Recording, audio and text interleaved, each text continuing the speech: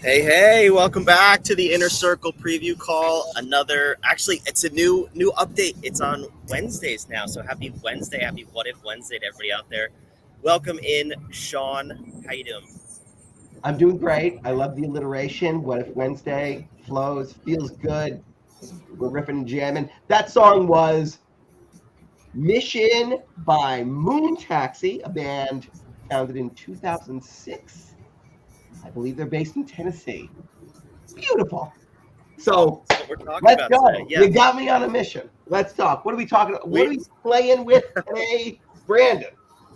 we're playing with so many things, but we're gonna start with where we've been. So past 3 weeks, we've been in the core of your business, right? The core of the architecture, Oh, the wait, wait, harmonious wait, wait, architecture. wait, wait, wait. Talking about where you've been. Where are you? Because the week you've been, I've never been on a call where you've been paragliding. I mean, what are you doing? I hear we're, a lot of we're wind. playing with background noise. We're playing with wind. We're playing with cars. We got all sorts of things. I'm chilling at a Starbucks. Starbucks So this is sponsorship. Starbucks, sponsored by Starbucks. Welcome to the Inner Circle. No, we're traveling this week. This is the second and final engagement from the sale of my business. So doing a little on-site consulting here, which of course we do for our clients, and this one's just wrapping up. So this is obviously an exciting time. We got the Inner Circle launching. We have this other phase of my life wrapping up what I've built for 5 years, and And the merging consulting of the two worlds on happens the at Starbucks. architecture. Consulting on the architecture. Correct. Yes, that is what we do. That's it's the easiest way to convey simplistic growth for your business, and that's what we're all about. So we start. It's the beginning, the middle, the end, right? It's the architecture. Everything comes back through it, and that's what we're here to talk about again. No shock, right? No, I'm not shocked. So yes, that's where we are. We are at Starbucks. We have been at the core, like I said, core of the harmonious architecture. It is the mission, vision, core value. So last week we talked specifically about vision, and this week, we're spending 4 weeks on this because it is so crucial. Everything builds off of the foundation of the core of your business. So if you don't have these three things right, and there's more in this typical strategic planning portion of the architecture. But these three things, if you don't get them right, you can't build everything else effectively because it all touches. So we're tying it all together this week. So based on that, what do you want to touch on first as far as tying those three things together and really making sure they play together cohesively in your business?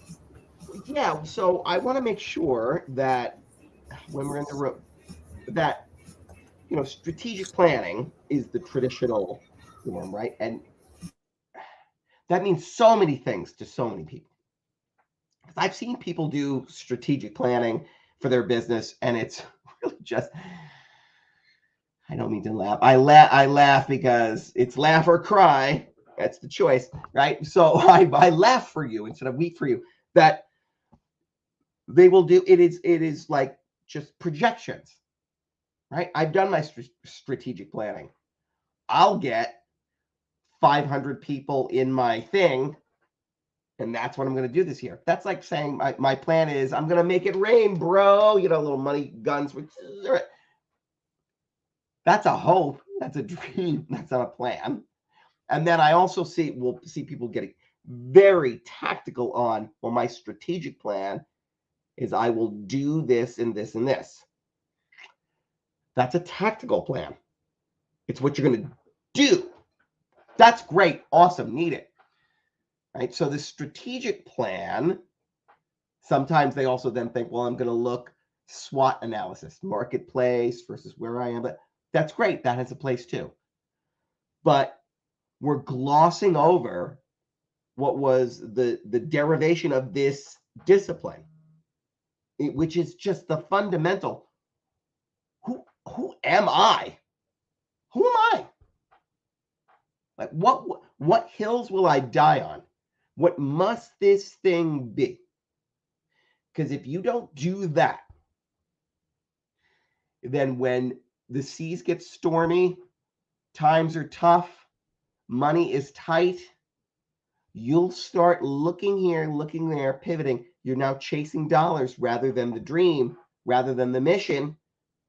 rather than, right? I don't know who I am. Therefore, I went to a conference. I met somebody who makes surfboards for cats, and they told me I get a commission. Well, all I have to do is have my person in the Philippines and write do the clickety click and make it on my website, and it'll be an affiliate. What are we doing? What are we doing?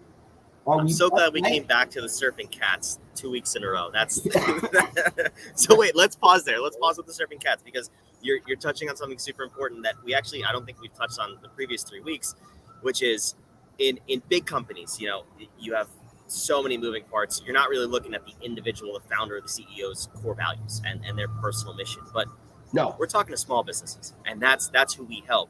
So how closely tied are your personal core values and your personal mission to that of your company that you relay then to your team and your customers? And do you ever see people kind of ignore the personal side and just focus on the business? And where does that get them? Oh, 100%. So we did some market research, and the things that seem to be important are to them these things, right? Well, one of them is integrity. Okay, great. And so you do and say, I like cheat and steal and do whatever I want, but my company's going to stand for this. No. The stripes belie the zebra, right? It is, you will manifest who you are, either through how you act to all of your employees. So then that's core values on a wall. And people are going to look and respond to what you do. And if you are not in alignment with the core values that are on the wall, then your people are uninspired and just taking a paycheck from you. I'm sorry. They could be doing more. They're not going to. Or they leave, and you get people who are bottom feeders. In the scenario of, we say these things, we actually don't care. You're going to get other people then around you who actually don't care. And then that will be your, right? You've now proliferated that feeling and sentiment throughout your organization, despite what you're telling the world.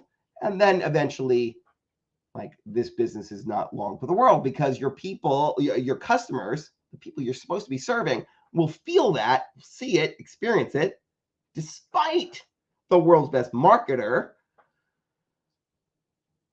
And then you're not, right? You're not long for the world. So, and who wants that anyway, right? Most entrepreneurs are in it for right? They are who they are. They know who they are, but you've got to lean into that, establish your core values first, and then the core values of your company. We will never, and they should be aligned. Because if you're working in an environment of your own creation that isn't really in line with what you believe, you don't fake it till you make it. You fake it till you break it. It's not going to work. Okay, so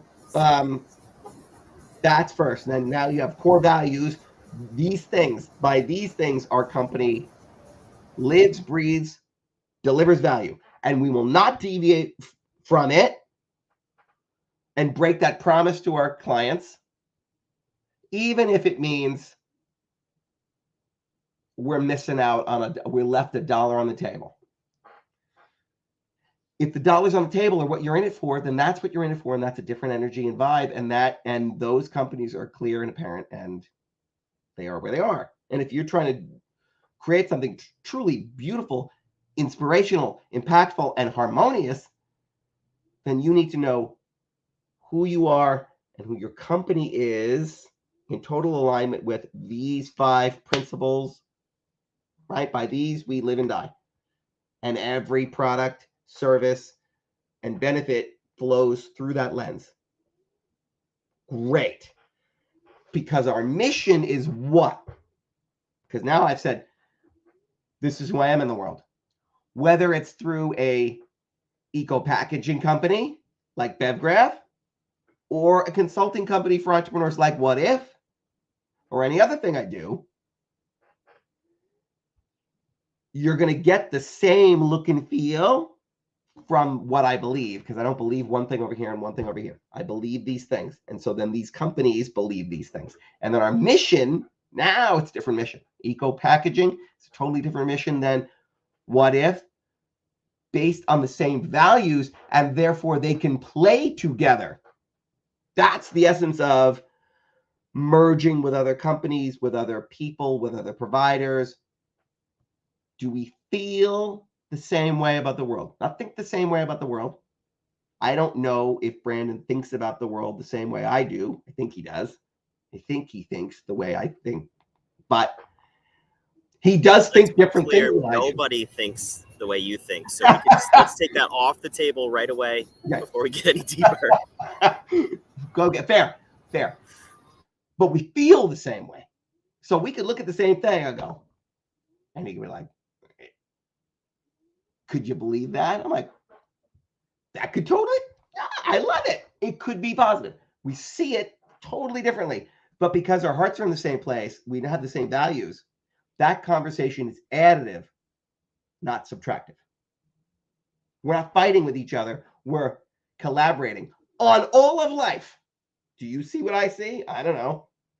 I see a dude with a guitar. I see mastery in 12 layers when Prince is on stage play that funky music on an encore for the president. That is so beautiful. I could weep watching it. Well, people are like, yeah, that's to do with the guitar. But our hearts are in the same place. And then when we share that information, he sees it the way I see it. I see it the way he sees it, because we have that common foundation. Great. We can riff and jam. Our mission, then, now we know who we are. And the mission is this thing we've built. There might be other things we're building other places. They have different missions. But this one is to disrupt the thinking of entrepreneurs so that they can build something bigger, faster, with more impact in a way that feels fun and joyous and in alignment with who they are and is harmonious. That is the mission for that thing. We have lots of ways to do it. And then we have a vision. The vision is, where could this go in 5 years? And if it's not a little bit scary, like, did we just say that? Like, how could we do that?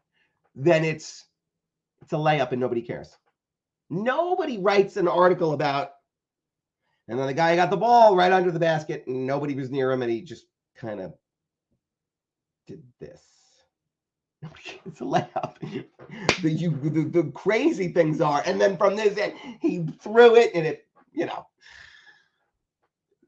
okay, I don't know. My basketball game is weak. I don't understand. I should have made it a hockey reference. Obviously a basketball player. Right? Yeah, you would have knocked that one out of the park, right? That's good. No. But okay, wait, let's pause real quick, because that's super important what you just said, the differentiation between core values, mission, vision, and how that works both with external partners and internal employees. Because if your core values aren't in alignment, and we're gonna diagnose this inside the inner circle right after this call, but if your internal core values are not in alignment with each other, if me and you are not on the same page with the way that we interact with the world, we cannot work together. That's a fact. The same can be said for, and you said this also, your external business partners. So whether that's partnering with another company, another ecosystem, whatever you want to call it, if your company core values aren't in alignment with that company's core values, it will never work. So your mission could be, one of your missions could be to take over the planet, and the other could be to save the planet. But if your core values are in alignment, you could probably work through that. I mean, if your core values are out of alignment, it's not going to work. You could make money, and you could, you can.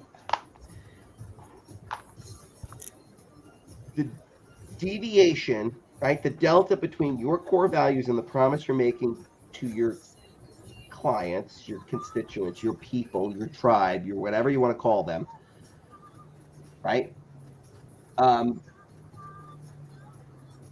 The delta between what you've told them and who you are matters preeminently, but it is a very close second for that same deviation for your partners.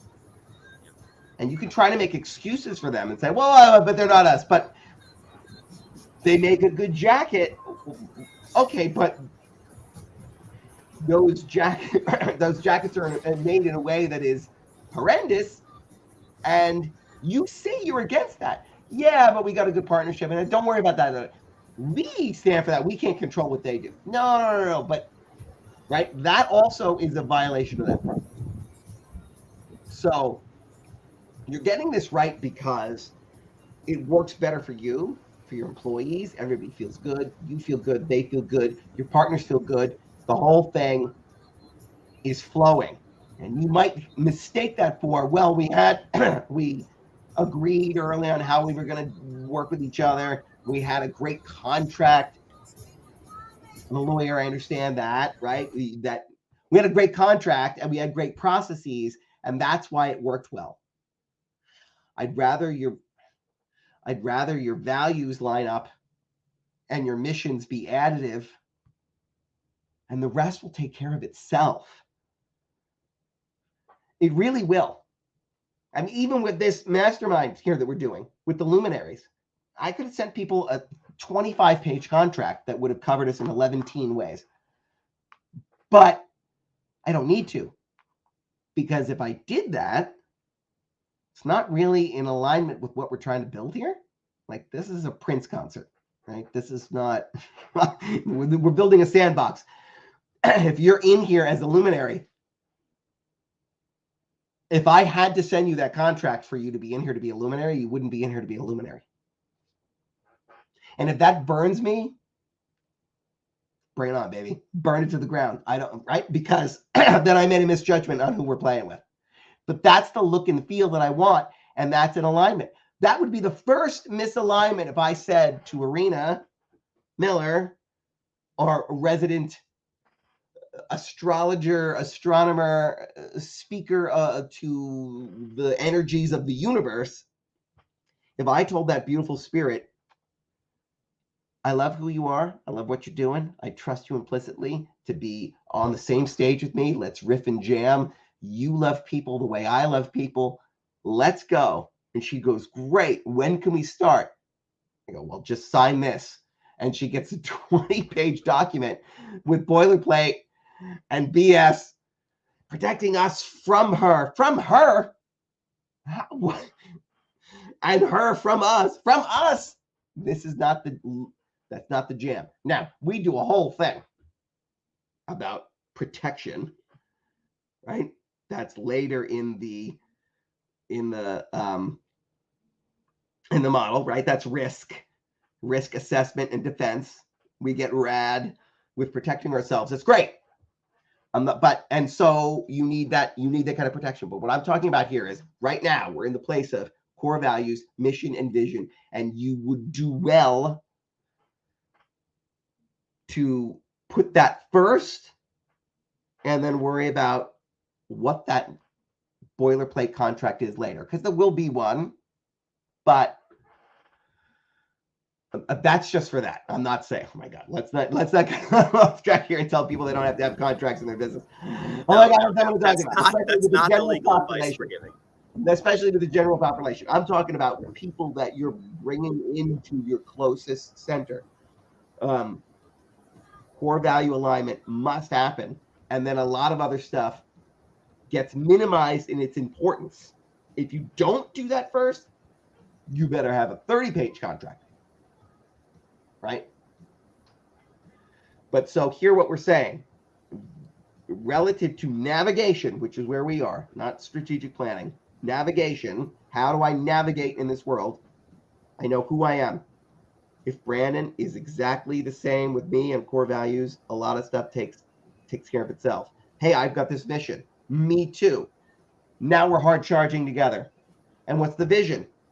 It should be some big scary thing that he goes, I don't know how to do that. You don't need to.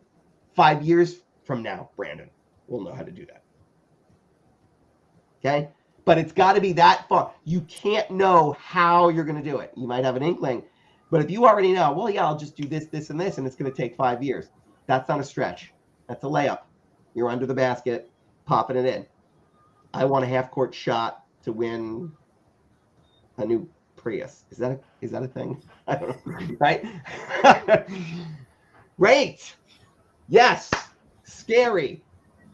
Bold. Audacious. Priuses are Time-bound. scary and So bold. You're right. time-bound, not forever. We're not laying bricks until we die. We are building a cathedral. We know what the ending is. It is inspirational. We're on the page, right? For everyone, not just you. But this is the vision. We will be recognized as this, by this, with this. So we all know it's true or not. Let's go. And those things have to be well blended. And when they are well blended, then navigation is more powerful than any strategic planning bullshit boot camp you've been through. Because what they're then really talking about is how you execute. How do we do things? How do we do the tactical planning? How do we then run the race that we thought about and envisioned? Right. Actually run the race. So that's a different discipline. And we separate it on purpose because the commingling of it diffuses what we're saying. It diffuses and waters down the power of the discipline. Brandon, am I making sense? No, you are making sense.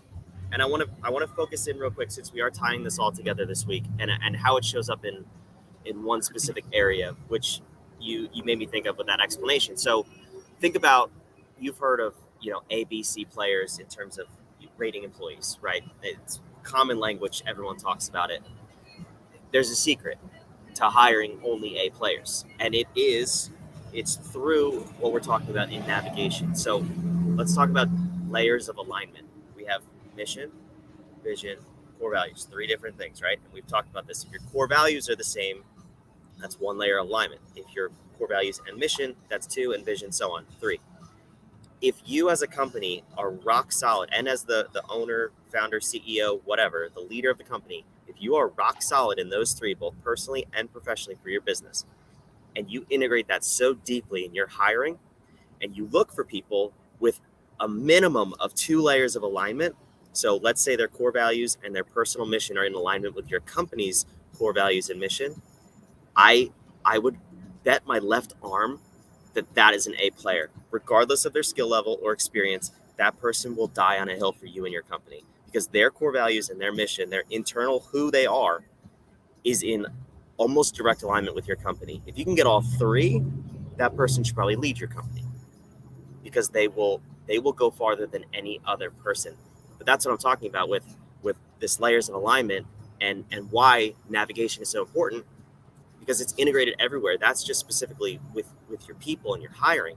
But you can see already the power behind this, and I know you know this, but that's what we're talking about here, and that's why we're spending 4 weeks on it. Yeah, the